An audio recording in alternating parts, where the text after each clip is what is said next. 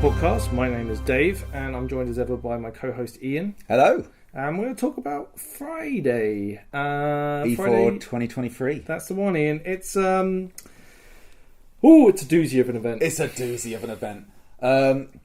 Wow. There's so much stuff to go over. I can't wait to hear about all of your shenanigans.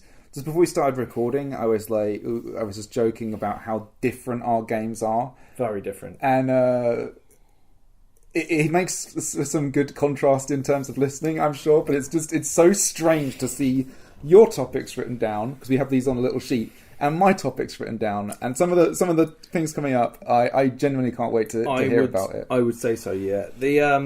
But then again, like, we only represent like a tiny fraction of what the game is. Yes, like, and I think so. The religious game, the magic game. There's a lot of stuff. The military council. Yeah.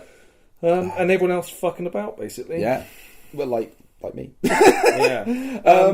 We began with a little bit of a secret project, didn't we? We did. Yeah. I have gathered I have lit the torches. The beacons are lit. And we gathered a bunch of podcasters together. We did. And we did a super secret video project in the woods. Yeah. It's not OnlyFans, so apologies if you were looking forward to that. But it is related to our Christmas raffle. Yeah. It's very, very exciting. Yeah. It really feels like we did really well last year. Basically what we do is we get a bunch of people to donate stuff to us, and then we raffle it off. Last year was pretty mind-blowing. We made over $1,000 last year.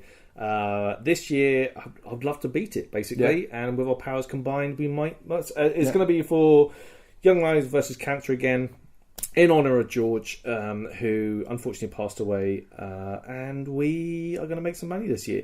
Anyway, the video is fucking great. I can't wait to see it. We had a lot of fun, basically, with a lot of other podcasty friends running around in the woods. Doing some silly things. I've seen a mostly finished edit. Have you? Yes. Is it good? It is. Okay, I can't wait. I'm so excited. It's very funny. Okay, brilliant. So we all got geared up fairly early to go and do this. Yeah, smashed it out. It was a fantastic thing to do. Yeah. The only caveat to it being it's very hot, and it did mean we all had to get ready and do the things a lot earlier than we would originally intend. Yeah. There was a good side to this, which was I was fully kitted up and ready to go way before timing. Yeah. The bad side of this thing was I was fully kitted up and ready to go way before timing. Yeah, and it was hot.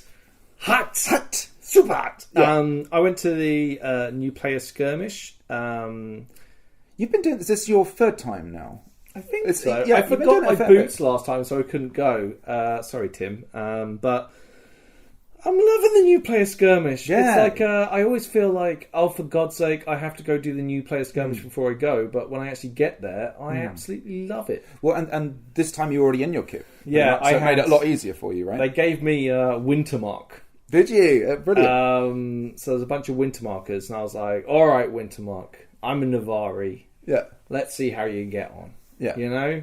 And they were great. They were Amazing. really, really good. Yeah. I taught them a little bit how to fight like a Navar, and they were great. Like they appreciated the bants. I hope they did. But I really love it. It's like there's always a big influx of new players, and the new player keen is so real. And it's like it's such a lovely way to start my event is by going along and helping out new people with rules. It's one of the things I genuinely in the game enjoy the most, and weirdly it's how a whole chunk of my game has evolved into meeting new players, just interacting with new players, and just being like enjoying their hype and sending them, hopefully, helping them on their way to do whatever it is the thing they do. I genuinely enjoy it so much. It's so hard now to even, like, luckily we have a podcast that recorded it, but like to remember what it's like to have those feelings of being a new player. I think it gets harder the longer you've been playing the game to realise what you consider to be the furniture now. Right, the field has got smaller for us because we know where everything is. You know, it's like your hometown. Anyway, then we had time in. We had a bit of an Ashbourne standing. We did. Well, actually, the first thing... Oh, yeah. So the first thing was actually standing itself. Yeah. And there I have basically been making a whole bunch of these information sheets. Yeah. They basically have all of the guffins on about who's who in Navarre, when all the different military conjunction times are, the battle opportunities, breakdowns of the rituals that are kind of useful for military units and fleets and stuff. Good. There's a lot. It's basically a good cheat sheet for new players and actually established people. No, established people, it's brilliant. It has like the timetable for all of the different political bodies in it. Navarre, you have kicked it over the edge where I can no longer contain it to one page. Really? So prepare yourselves for next season. The endeavour is to have a 2-page Jesus Ashbourne information, which I hate you all for this. But Mother Mary, have mercy on us all. Putting it together has actually meant, like, because I am by no means an expert in the game, but just making something that is useful and has... I try and flavour it like it's IC, but it has all of like the... It's like as an information pamphlet, essentially, to be handed out to people. But to have all of that information in a place where I can just give it to people and it acts as a primer for pretty much all the basic stuff. And the more complicated stuff. Yeah, I've really tried to make it quite expensive. When you talk about like it being good for new players, it's good for everyone. Yeah, I mean, I turned it with 200. Yeah, and I gave 180 of them out over the course of the event, which I feel is pretty good numbers for handing out anything. Yeah. I asked for prosperity for them this time round. Last time I gave them away for free, but I think that's fair. How much did you get? I got a reasonable amount. I mean, so bear in mind, my endeavour for this event was to try and make some money because I am trying to run a rejuvenation project on the Fever Water and build a lovely little spa there. So I need a boatload of money. It's a lot of money. It's a lot of money to get it done as well. And I'm starting from the basis of 1 crown. So from there, I have to try and make as much money as I can. I've entered the event. This is by no means great shakes for anybody who is in the money growing game, but this is Ian talking. I ended the event with, I think, 5 thrones, maybe a little bit less, which is not bad, I think. I gave you a throne. Yeah. But I think that's fair. I make up, like, fucking 20% of your... Well, yeah, but also, there's other things, like, I did spend some money on some personal stuff. So. I'm still Talis, dude. I'm still Talis. Right, I did literally, take a whole bunch of people to a party. I'm not spending a penny until this job is done. Yeah, I am. Ooh, drinks. Yeah, cocktails. That happened. Yeah, so there was a lot of that. Also, I had paid for a play to be written. So yeah, there's you know, it's fun actually to do that whole thing of not if I'm going to do a thing, I want to still do it in a way that's true to the character. I want my phone back. No. But anyway, so that was my big thing at standing. How was standing? Because of course all the senators stand up and do their thing. Yep. And this time I stood up and I actually got my title right. Yes. Which was very impressive. Good. I didn't say the ambassador to Kinika. Yeah. I said senator. Amazing. Brilliant. So that was good. Yeah. Yeah, I actually had a little bit to say because obviously there's the Great Library's been completed. Mm-hmm. There was a conjunction on the Saturday to fight the Cold Sun. Yeah, and basically for those who don't know, the Cold Sun is like a new bad guy who has basically popped up on the scene. They're real dicks. Yeah. There are things called Eternals who are like... mini deities. Mini deities, yeah. That kind of exist in the world of the Empire. They often send minions out to go and do things. You can parlay with them in certain ways. There's a place of the Hall of the Worlds where you can interact with them. Mm-hmm. Other ways that their various heralds can pop around the field. Often people will have interactions with them. This particular one is a right bastard. He's an absolute dick. The Empire. Well, he goes around. Is it he or a she or a they? I don't know. It. They just blow shit up. Yeah, they ruin things. Yeah, they destroyed some of the trods. Am I right about that? Or at least threatening to destroy. Threatening to do that. So it was actually a really big deal. It's a big, and to the nation. Yeah. But also to the wider empire at large. The Trods are essentially, think of them like magical roads that basically, when you walk on them, you move quicker than if you did through normal travel. They also help fight. They help fight the Valorn. Yes. Basically, by walking the Trods, you basically keep the Valorn in a sort of a slumbering state. So that the ritual that creates them is a Navarro ritual called the Dance of Navaran Fawn, that basically sets up these nodal points that link these parts of the road, essentially, that make like the way Trods lines. function. Yeah, yes. And the Cold Sun is going along blowing those up, which is obviously bad for a whole bunch of reasons. It makes moving assets around. It's personal, man. Yeah. It's like... you don't fucky with... No. And I was like... so I gave a bit of a rousing speech Good. for citizens of As you Hakinia should. to go represent. Honestly, I felt like I'm kind of getting into the role now, like of being a senator. Yeah. I no longer feel as much as of a pretender going out there, and this time I was like, Yeah. all right, Hakinians, Yeah. I'm your senator. Yeah. You all elected me. Yeah, It's all your fault. Your fault. You made me. But no, I'm enjoying it. It's like it really did feel like you were really enjoying yourself. I think it's nice. I'm getting a lot of interest from my constituents. Mm-hmm. A group had been putting a reasonable amount of pressure on me to go and get something built in Hakinia, which is Treji, which has This is kind of semi-active game, but I'm going to talk about it because it's kind of interesting. So I've been thinking about like next summit. I'm up for election, which means I might lose, could lose, probably will lose. So I was like, I want to do something for Hakinia before I'm out, right? Yeah. And these people got in touch and were like, hey, fucking build the thing in Treji, which is like a rune forge.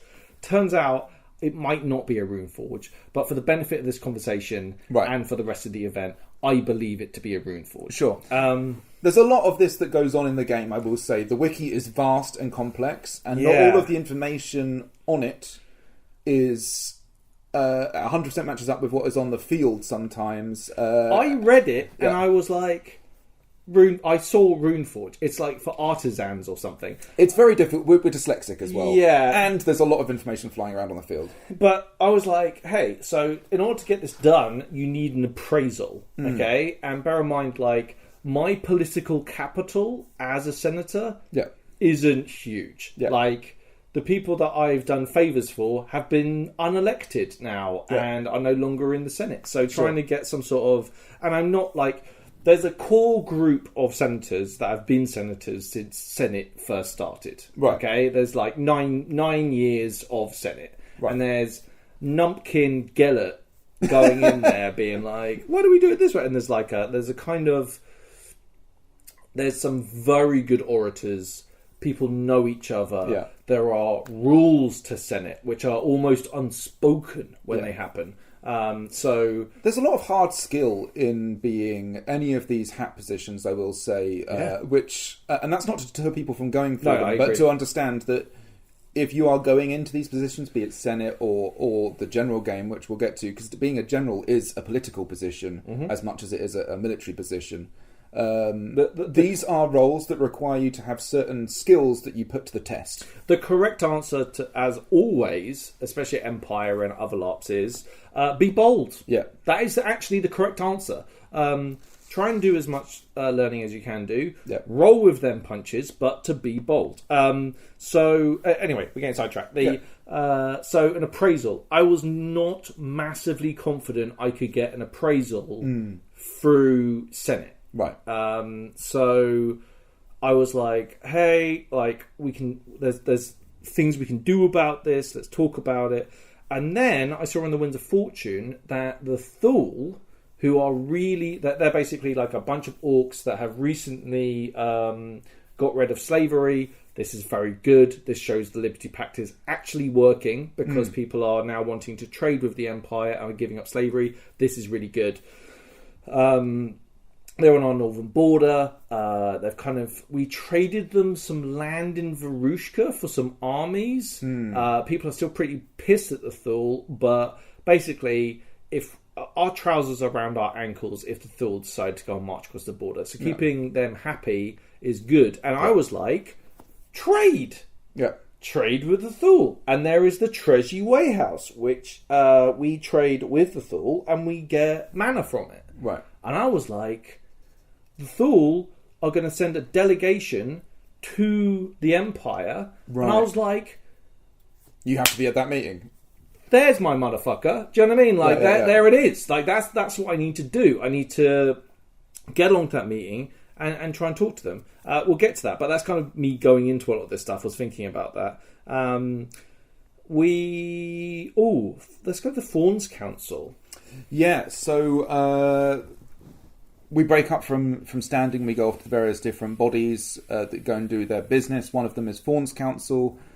At Fawns Council, the big piece of thing happening was essentially the generalship for the army that Farron leads, and this is the Quiet Step, I believe. I'm very sorry if I've got that wrong. Farron runs by default at this stage because he was the adjutant. He was the adjutant, and he was when Brenos obviously died, went into Labyrinth. Rest in peace, Brenos.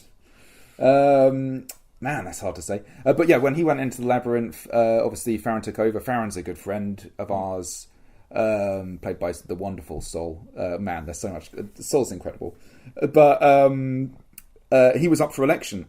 And let me tell you, another chap I haven't asked actually if I can mention him on the podcast, so I won't say his name, but he went for it as well. And he's a good friend as well from the Waystone.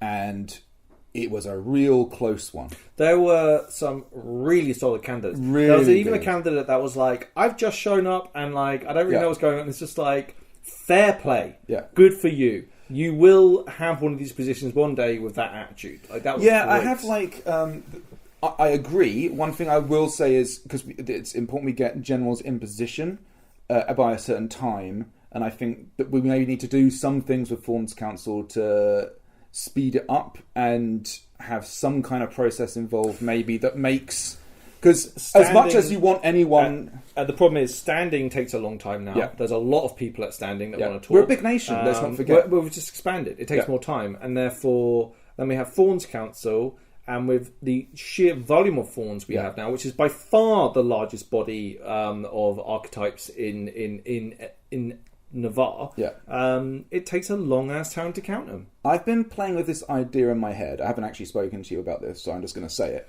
But I've been playing with this, and it's interesting to say, officially, the senators do pick the generals. Yeah, we don't even need to vote. Yeah.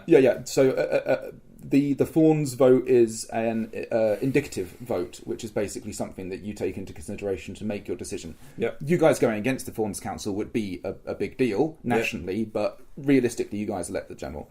So I was thinking, I'm all for, obviously, as many people going for general as can, but I thought a cool piece of RP it's really just for RP's sake, might be that you don't stand for general, someone nominates you for general. So, like, somebody stands up and is like, I think so-and-so should stand. And this is because I think it means that you need to have found and had a conversation with at least one person to get them to be like, this person will vouch for me. I love it as a concept. I really like it.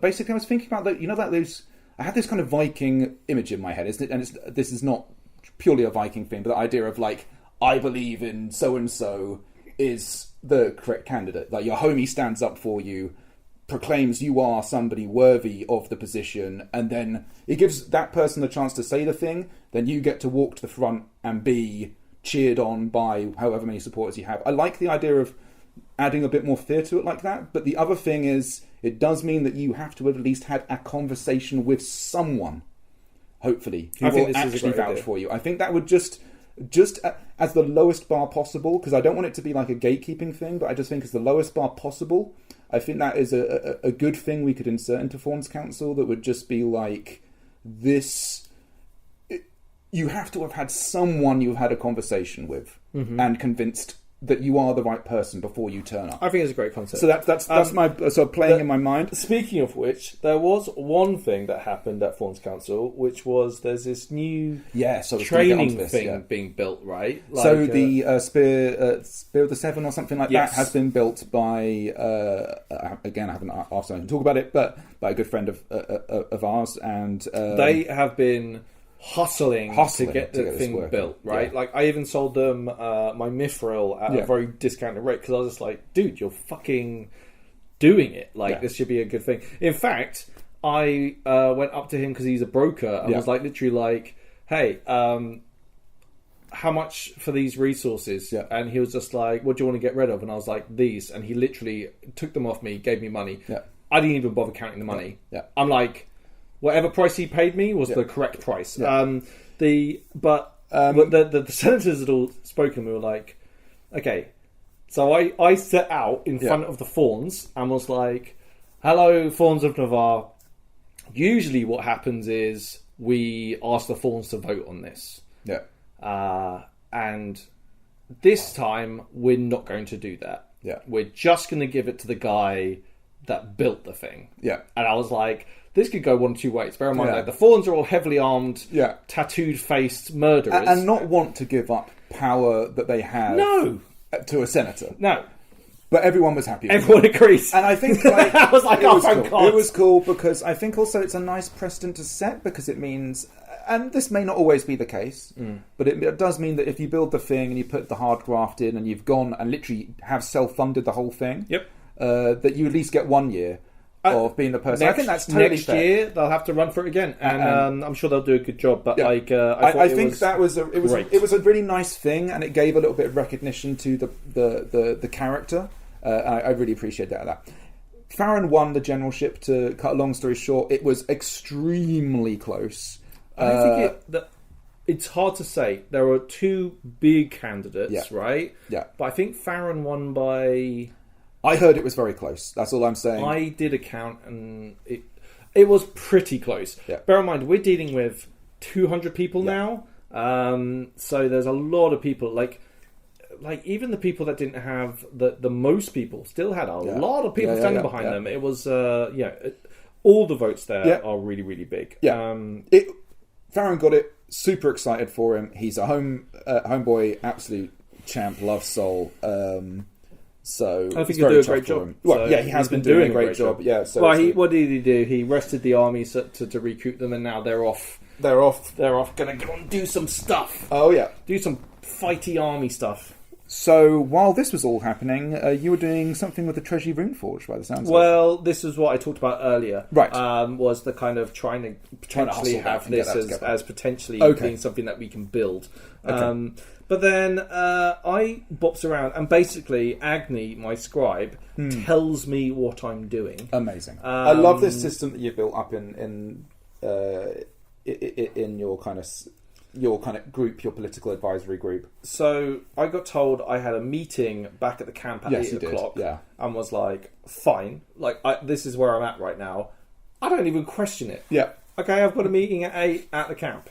That's what I'm doing at 8 o'clock. Okay. This is the wedding that I mentioned in the pre-LARP that you had not been told about. I don't know why I wasn't told. I don't know. I think it was like an in-joke to surprise you that your two basically close council members, Gaius and Agni, were getting married. Yeah. And they were like, we're getting married. I was like, cool. Yeah. All right. So we had a little party. I ended up turning up late. Fucking hell. I was there. I think Quill was there. Quill was there because they got a magistrate there. Oliver Facey was there. You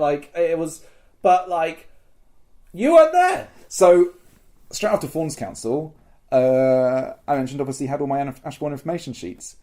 It took a fair bit of time to get out of Fawns Council after that, which I'm super happy about. But I totally lost track of time. And bear in mind, folks, I had to go and take the list of all the people that had won. Yeah. Go down the civil service, get them marked up, all official then head back to the camp, and I made it to the wedding. I know. I was getting prosperity money. It's time to take a long, hard look at yourself. I was getting some prosperity in. I'm surprised they didn't iron you out more than they did. No, I had cupcakes. That wins all hearts. So it's cupcakes for all. I mean, it was lovely actually. I did get to enjoy the end of the ceremony and the very end of it all. It was very nice. It looked like you guys had a really nice time. it was nice. Yeah. Love a wedding. Dude, it's really nice. I love actually all these little rituals, and actually I really like all the little Ashbourne-y things that we have, because you're a very busy person now, right? Like, and actually everyone's very busy, because obviously your proxy, Gaius, is very busy. Agni is busy by virtue of working with you. Quill's running around being a performer. To be fair, I gave my staff the weekend off.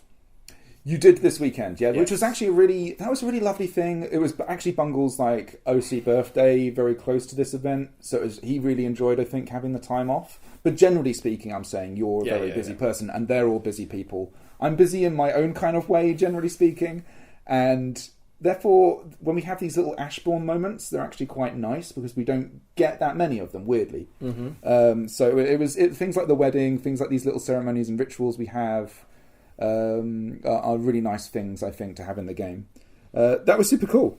After that was basically all the food was getting cooked up at the Ramblers Rest, who had been kind enough, again, these are our neighbours, to basically make us fucking amazing food. They're so fucking great as neighbours, dude. We literally landed the best neighbours. Like, we get fed, it's real good tucker. They're lovely people. It's like a guarantee of a really good meal and lovely company. Yeah. And may Literally we never couldn't ask for better neighbours. I hope the camp planners never move us Yeah, apart. we must always be next to them. It's lovely. After that, I knew that Yelona was going to be performing in the Songs and Story Circle, because we're at this point heading towards the sort of darker hours of...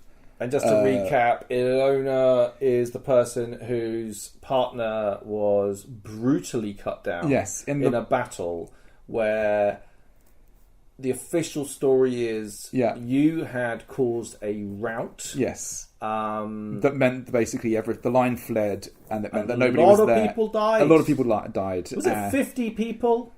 I think 36 Navari. Oh, I don't know. No, I think it's 53 total. Total, yeah. Total, yeah. Yeah, it wasn't good. It wasn't great. It wasn't good. So the old Talis withdrawal, the Talis retreat. The Talis retreat is...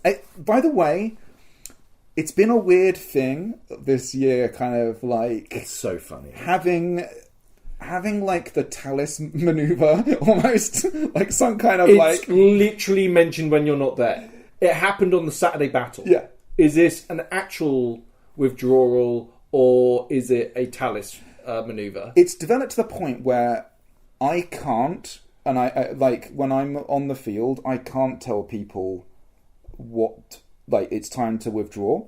I have to actually ask. I have to say to other people, even though but when I know it's the correct decision, I'm like, I cannot say this. Will you say this for me? Because.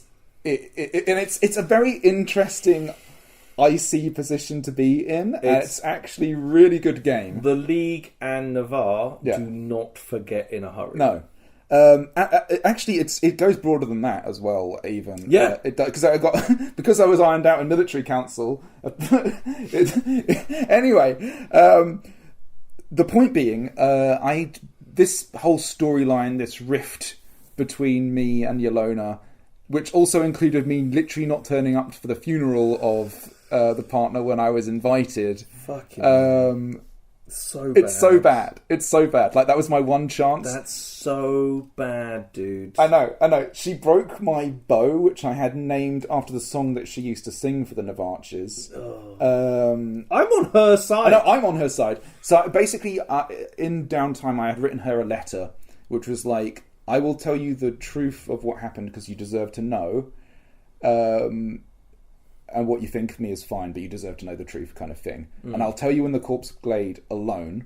The Corpse Glade is basically a place in the Navari camp where we go and basically have a moment with the dead, essentially. We yeet our dead in it. Yeah, and it's quite like a symbolic place of like contemplation, and there's sort of ceremonies and stuff that take place there. There's a whole bunch of cool RP. I did this event there. But anyway, so I was like, we'll meet there and have a chat, and I'll tell you, and only you, and I'll never speak of this again with anyone else. Obviously, what you choose to think is kind of the thing. We agreed we'd meet there. So I'm sitting there with, at this point it's dark, right, very dark. Songs and Stories is just kind of picking up. All the lights are sort of just around. The gentleman, man, suddenly all the names have escaped my head, but the gentleman who looks after the corpse glade is just kind of going around in the background, sort of lighting up all the little lights and so on, and then he's kind of doing things, and then Ilona turns up. Before all of this, I'm basically like sitting there on my own with this light, and I'm like thinking through what I'm going to say, because I wanted to do it fairly raw, because I didn't want to kind of it was just like RP that had been building up. It needed to kind of happen. So she came and sat next to me. I told her the truth, which I'm unfortunately listeners not going to tell you here, but we kind of came to a resolution of like, you know, and she forgave me, but she wanted me to know how it felt to be him. So she killed you? No, well, so I'm in the corpse glade, okay, and it's just me and her at this point. Yeah. And I've been like spilling my guts on the whole thing. We've been talking a lot of personal stuff. I brought up like deep in the backstory of Talis is this idea that there was this, like his love was in Hordaland where we were. She was called Telsa and she died. The reason he kills Jotun is because, and he executes Jotun is because the Jotun killed her when we were out there.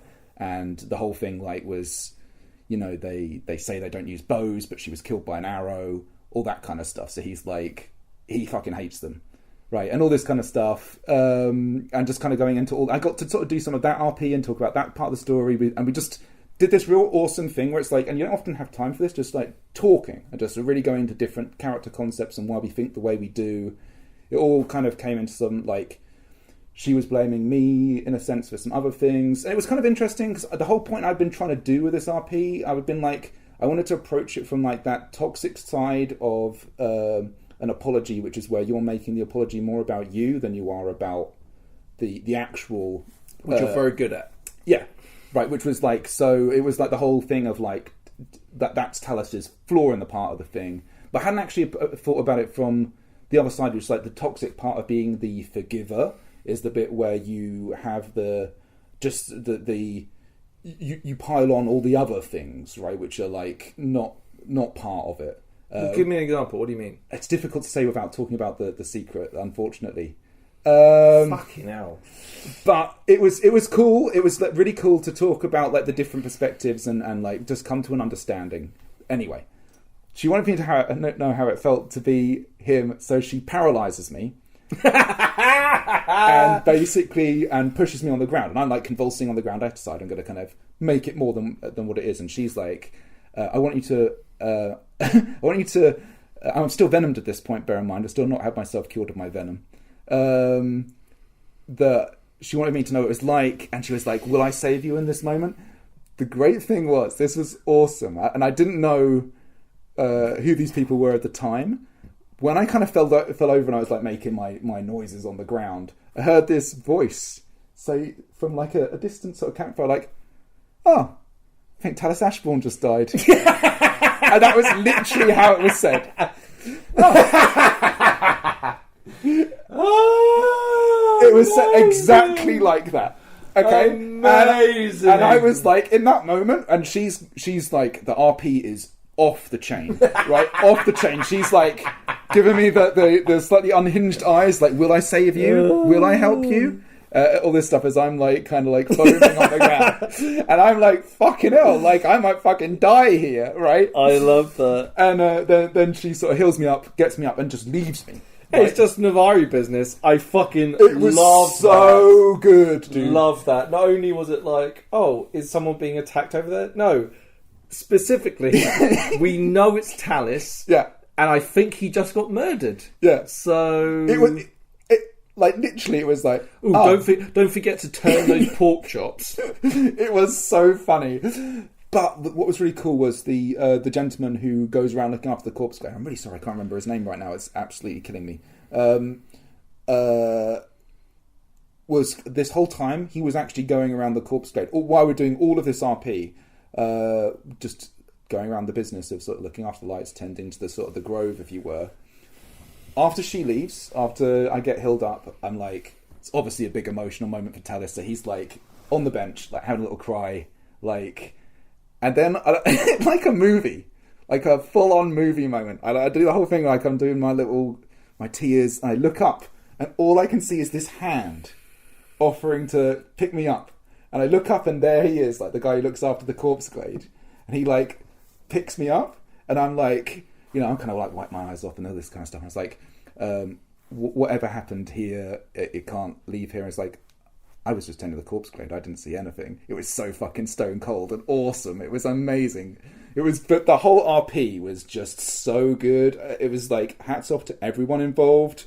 It turns out the people who were, who said the whole like, I think Talis Ashbourne just died, was actually the chap who was her lover who died, his new character, lol. and hilarious, and like one of their other striding mates. I genuinely didn't know that at the time because it was just this voice that I heard, and it was that moment where they were like, I was just like, oh yeah, like nobody gives a shit. Like I could literally die right now. It was so good. It's the illusion of safety at Empire. Yeah. I remember when I was Ifan and I cleaved that guy. Yeah. He was hooping and hollering. Yeah. And I chased after him over about 50 yards and I cut his leg and he went down and nothing happened. Nothing happened.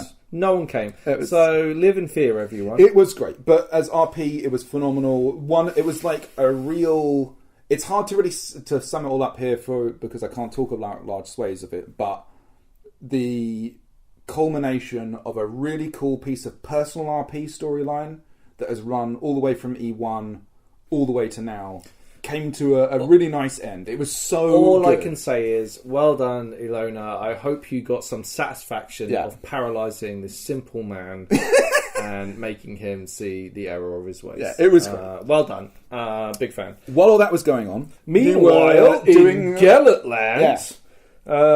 skip this part. It's the Empire is funded by in inverted commas tax, which is from the territories. So it's to do with like I'm sure there's Andy Raff is back there with a big old populations in the different calculators with the pull down arms and working out what tax is done by whether they've been ravaged by orcs or not. Yeah. But also the bourse. Yeah. Okay, the bourse is they have auctions for resources. That money goes straight to the Senate budget. Last summit, the bourse decided to play silly buggers and fix the price. Right. So usually we have a thing called an Ilium gap, which is where Ilium is one of the least valuable resources, and when it gets auctioned, it makes a little amount. So one summit a year is quite low. Yeah. We had a double Ilium gap because they decided that they were going to fix the prices. Right. And... is there any way of controlling that, or is that just a new reality? It's an auction. Yeah. It's oligarchy is real. Yeah. So we had a meeting on Friday in Wintermark with members of the Senate and the bourse. Yeah. And the bourse were like, there's too much stuff to build. The price of things is too expensive, and therefore this is a completely rational thing to do. And obviously, Gellert isn't a big fan of this. So there was a lot of back and forth, a lot of chatting about what the bourse wants, a lot of pissed off senators. And I said, like, my spiel was because they're talking about it being the people getting basically what the bourse wanted was effectively an extra Senate seat. Right. They represented by the bourse. Yes, in the Senate. Are they already represented in the Senate? Or no. But they want a representative. They want effectively powers of a senator to be able to go in there and be able to... I can't remember what they wanted. It was like they wanted to be able to do a motion or do something or spit, like whatever it was. And it was just like... and they would call it like the people's vote. And I was the people's position or something. Right. And like for me, but they're not elected. And it's also like, do you have any idea what you represent? Yeah. It's like the top 1% of fucking players at Anvil. That's not even let alone like the wider empire. Yeah. And I was just like, let's call this what it is: oligarchy. Okay, like in Navarre. Yeah. We are voted, every single person in our in my territory of Hakinia that shows up to Anvil gets to vote, and they get to choose who stands in the Senate representing them. Yeah. And without any money in the Senate, I cannot do things that will represent my my constituents. Yeah. You want more power than what your money already buys. And bear in mind, the markup on bourse resources... Profit, right? None of them are going hungry, dude. None of them are like, oh, how am I going to pay for the rent this month? Do you know what I mean? It's literally like having a bunch of landlords complain that the restrictions on having decent accommodation is too strict. Like, it's like, you know... Let's cut the school dinners bill. So you know what I mean? Like, so I can afford my Bentley. It's like, mate, what are you talking about? Like, the fact you've all come together and made this decision is outrageous. So did they each want the ability to have this power, or they like one wanted representative? They wanted some sort of representation. There is some stuff that happens later in the weekend that I will discuss further on this. Well, but I was there for a bit of it, and then I buggered off. What was I doing? I might come back for the wedding then, actually. Either way, I went to the Senate. I went to, not to brag, I went to every single Senate session this time. Wow. Well, because you've given Bungle, of course, the whole weekend off. Acme, so you're doing it all. You're chilling. Yeah. It's Gellert on his own. Yeah. And I went to Senate. Obviously, Senate be broke. So I think we had, it was such a laughably small amount of like 300 thrones or something, like, and that got eaten up virtually huge immediately. Amounts to go on the military, right? Well, no. Now we give. Was it this summit that we decided that we're going to give the armies a stipend of 300? I think it was this event. Yeah. The quartermaster asked basically, can we have a stipend? Because basically it saves a Senate motion for them to come and ask money. They might have to do that every single time. But if there's just like, we're going to allocate 300 thrones from the Senate budget straight away. Basically what this also means is that instead of having, like, there's an economic argument for this as well. So sometimes that money might be more or less, and then the money that they have can buy resources that they need in the future when it's not peak expensive. Yeah. So there's some economics to this. It gives the quartermaster a way to exactly. And our quartermaster at the moment is fucking baller. Like he is absolutely smashing it at the moment. I've got nothing but faith in them. I kept speaking to senators and was literally like, every time I spoke to a senator, I was like, we need a throne. Yeah. Who do you like for the throne? Yeah. And they would say, this person. And I'd be like, okay, so who's your second choice? Yeah. And they'll be like, this person. I'll be like, what about this person? I'll be like, I'll never vote for that person. Yeah. I'm like, sweet. Okay, cool. Now we have an understanding, right? Yeah. Okay. It's been 2 years. Yeah. My constituents are getting pissed. I know your constituents are getting pissed. The pool of candidates is not going to get stronger.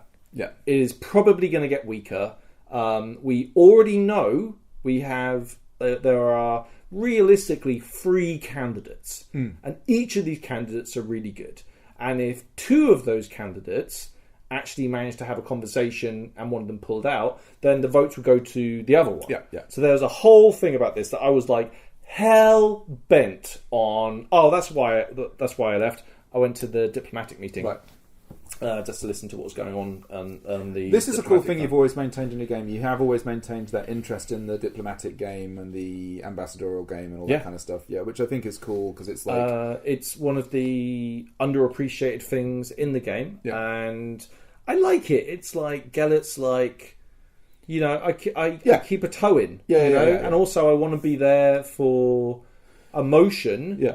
to make sure that because you did this previously, right? To make sure that somebody could get elected. That was my. So last time I worked with the ambassador to the Iron Confederacy and took away trade sanctions on them because they've got rid of slavery. Sure. And there was a bit of a hubbub about the definition of slavery, but basically I managed to get it passed. And I think this is the Liberty Pact working. Yeah. Okay? Like, I'm critical of the Liberty Pact, but if for a bunch of reasons, not because it's ending slavery. So this is an example of they're ending slavery, get rid of the sanctions, let people know if you do this and you get to trade with us. Yeah. So I went to the meeting, and basically they didn't need a Senate motion for anything, and I was like, well, bum. But it's cool that you're keeping your eye in, and I think it's true to the character is what I'm really trying to say. Yeah, and definitely. I think there are things you do at LARP, and I think we've always been the big proponents of this just in general in role-playing. Suboptimal's not even maybe the right way of saying it, but making decisions that are just true to what the character does, and it doesn't matter if the output of that is necessarily fruitful, it's just what the character does. I think it's I have big gaps in my knowledge and my game.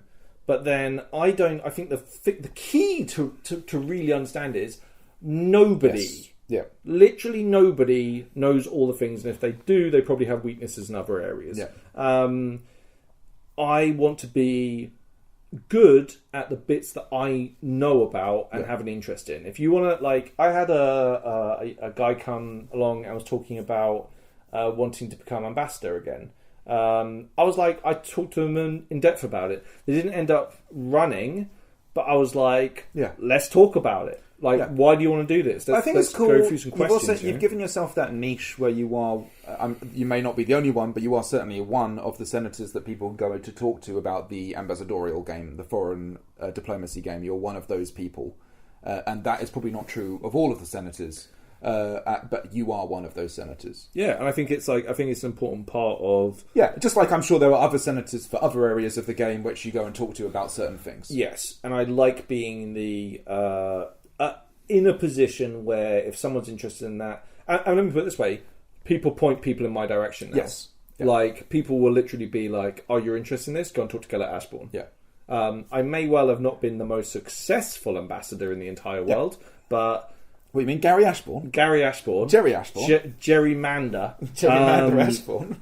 The Inquiring Ink Cap. Rest in peace. Yeah, great paper. It's great paper. Remember I said last time I got back from Senate on the Saturday and I had drinks with senators and the person was there and I mouthed off quite a lot. Yeah. The fucking what's the paper called? The Oath Right didn't fuck me. Right. They quoted me, and it was quoting me about the Liberty Pact last time. Remember the vote where I stood against them? And they quoted me, and it was like, well, that's very reasonable journalism. There you go. So it does happen. It does happen. It wasn't a complete kebabbing this time. The papers are fantastic. Yeah, obviously. Let's wait for E1 on getting re-elected. They're probably going to run an absolute smear campaign on me. But they do great work, by the way. I'm only in jest. I actually really like the paper. So having gone for it, there was a few different things. I felt pretty good about the thing, but I was like, so a lot of the thing was, so I went down. So Senate's at 10 o'clock, or is it 9 o'clock? I do know this, and I was there. So, but you have to have your Senate motion in before. Yeah. And basically, I got there and was like, so I went down to the Imperial offices and was waiting around to see, because you can ask what motions have been put through. Sure. And to see who's put their motions forward and blah, blah, blah, blah. Yeah. So I asked them, has a throne vote been put up yet? And they were like, no. And one of the plans was I was going to put the throne vote in. And I was like...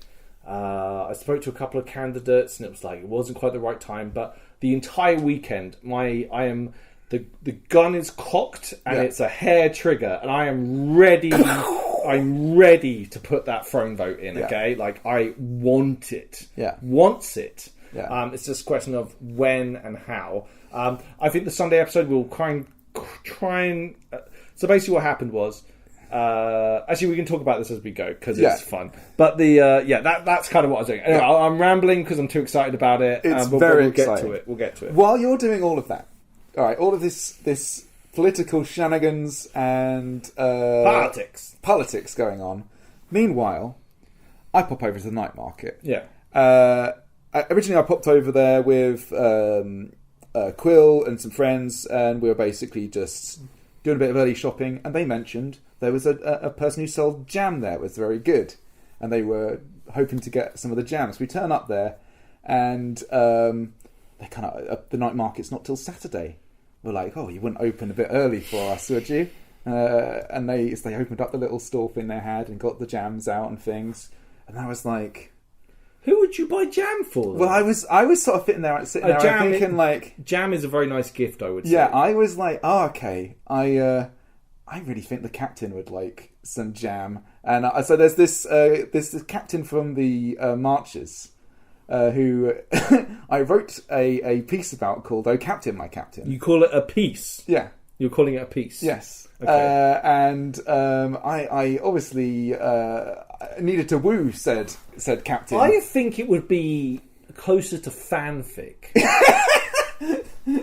Well, so I'm like, okay, I need to buy some things. And the idea is, I've got in my head, all right, what I want to do is I want to buy some stuff. I then want to go to the blind eye where he frequents. Yeah. I want to sit on a table, not his table. I want to sit on another table. You want to play coy about it. Yeah. And then I want to have the jams and... well, it ends up being jam, although it turns out to be marmalade because it was so dark I couldn't read. But all I cared about was they got them all out and one of them said the captains on it. And of course, it was so perfect that I immediately had to buy it. It's sweet and sticky, just like your love. And this is where your phone went, or much of it went. Fuck off. Fuck off. So I got... It was a really touching moment when you showed me your designs for the thing you wanted to build, and I looked at my mediocre coin purse, and I went, Talis, follow your dreams. I did. And so I did exactly to the letter what you told me to do. Fuck's sake. So I didn't spend it all, but I bought I bought this jam. And how much was the fucking jam? I can't remember. I was pretty drunk at this point. It's going to be a throw. No, I don't think it was that much actually. It was actually very good. Like, 'cause it was a good thing of jam and some marmalade. Sorry, marmalade. I must say, it was marmalade. Although I kept calling it jam. It wasn't until later on I found out it was marmalade. Right. Anyway. The Captain's Marmalade was its name, and also some. I think it was slow gin. Yeah. Slow gin's delicious. So I was like, that sounds amazing. I'll definitely have that. It was like in a little bottle, very lovely. So I was like, okay, purchase this. Oh God, I just saw. Go on. We head over to the blind eye, and I'm sitting there on a table. Now I've gone there. I've gone there with some friends. Yeah. Okay, and I'm like, randomly, I become obsessed with edge lighting. So I'm like, what we have to do is I have to sit there, and then you all have to like get some lights and like set it up around so I'm like edge lit as I'm sort of sitting. A silhouette. Yes.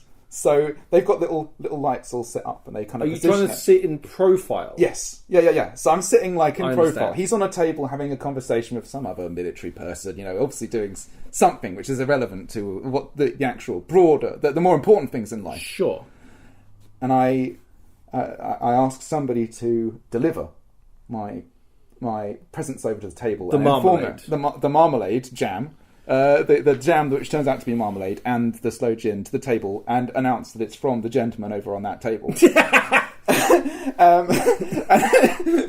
It was the moment when it was delivered, and then he looks round, and I'm giving him a side profile, of course, edge lit, yeah, and then I sort of turn and say, "Oh, hello there, I hadn't seen you." And he just burst out laughing. I was like, yes, I've broken the man. But it was just a fantastic piece of RP. It was really good fun. It was this goes further the RP with the captain and the blind eye for the rest of the event ended up being so peak. And it's what's funny is it turned into like this thing that actually involved an entourage of other people who were involved in this whole debacle. That poor man of failed romance. It was really funny. He ended up having to leave, obviously on important military business. But he got the gift. No doubt he was floored by it. He is a very important person. So he heads off on business, and I'm like, people are asking about it, and I'm like, well, fine, I shall tell you of the captain. So I do a live reading of Oh Captain, My Captain, there in the blind eye. Oh man, he must have been gutted to miss it. Yeah. He must have been really sad to miss that. It's strangely he left just as I was about to begin as well. It must have been really busy. Important. Really busy. Yeah, really. It was great, like having a live audience there in the blind eye to do this reading of this piece, which it's kind of recounts this whole tale of how I was basically sort of taken there and basically looked after really well. And it's basically written in a very kind of provocative way about all of the various people involved. It was a lot of fun. It ends up, actually, if you really go into the broad terms of the text, it's essentially an advert for the blind eye by the end of it. But it was a lot of fun. It was like everyone there was fantastic. I'm sure they were. Silgor was like playing music as always, was just so good. It was just a fantastic end to the evening. After this, my evening devolves into macho drinking and silliness. You're doing... I went to Friday night drinks with senators. Yes, the Drunken Goose. In the Drunken Goose. Yeah. I got there. I was tired. Yes. And I sat down and had a bit of a chat. And then I was like, is anyone here from Herkinia? And someone went, I am. And they went, I'm your senator. Is there anything that you would like me to do or any requests? And they were like, no, just keep doing what you're doing. And I was like, aww. No, like not in a, this isn't in an educated, yeah, you're doing a great job type way. This is in a, that sounds like senator business. Right, yeah. Please stop talking to me. Yeah, okay. And I went to bed.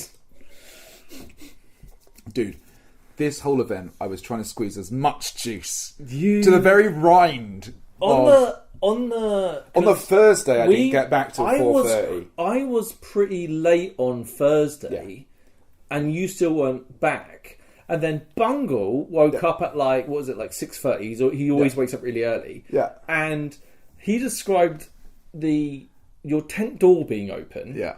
So him being concerned. Yeah. Poked his head in, and you had just poleaxed yourself over the bed. Yeah. And you continued to do this. Like, what time did you get back on the Friday? It was 4:30 every night. The minimum, pretty much. Yeah, it was craziness. I was really pushing the limits. I felt it afterwards. Where do you... It was like... It was a hard event. It's ridiculous. I'm embarrassed how little I party at Empire. I was going pretty hard all event. Normally I go to bed very late anyway, but this was excessive every night.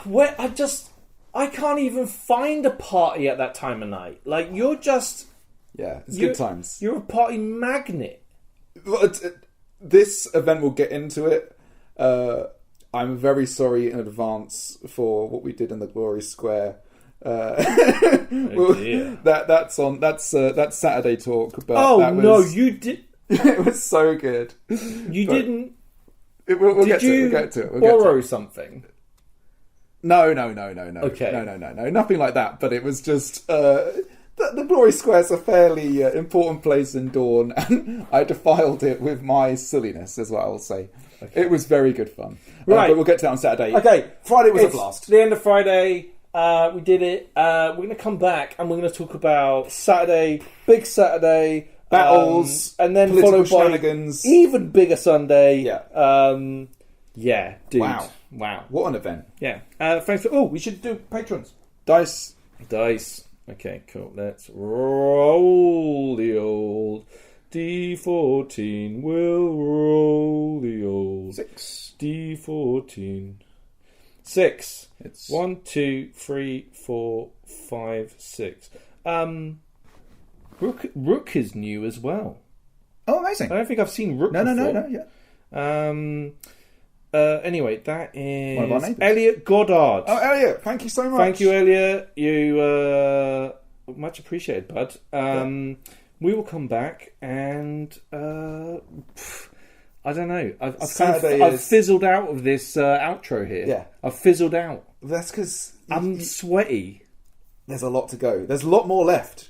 I know. We've only just begun. I think it's because I turned the page over and saw Saturday. It's a lot. And just gulped. Yeah, we've got a lot to get through. And then the thing is, because we know how big Sunday is as well. Oh. All right, good luck, everyone. Buckle up.